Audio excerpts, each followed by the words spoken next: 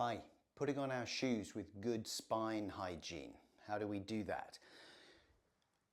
I've lost count of the number of times I've said to patients, you've got an intolerance to moving your back in a forward bending fashion. Flexion intolerance. It's increasing your pain.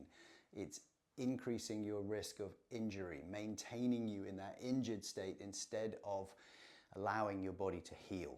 Metaphorically speaking, it's picking the scab off the wound, the healing wound in your lower back every time you bend forward that way.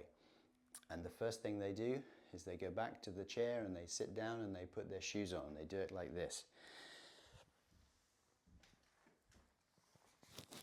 And they get into this position with their back in exactly the position that I've just explained is not the way that they need to be moving.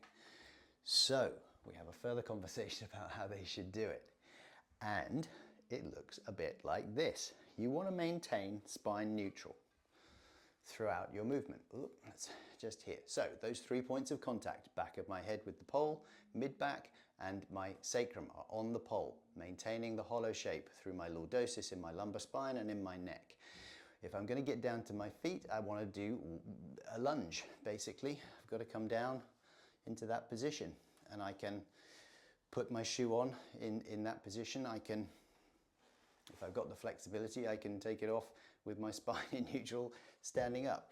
But what I want to do is to look for where the shoe is, put my foot into the shoe, and then I can come down in that lunge position, spine in a neutral position, and I can then fine tune putting on the shoe. The other way that it can be done, with a bit less distance to cover, is to have something to put your foot up onto and use the flexibility of your hip and your knee to put the shoe on and fine tune the lacing and so on in that position. Both are a lunge pattern.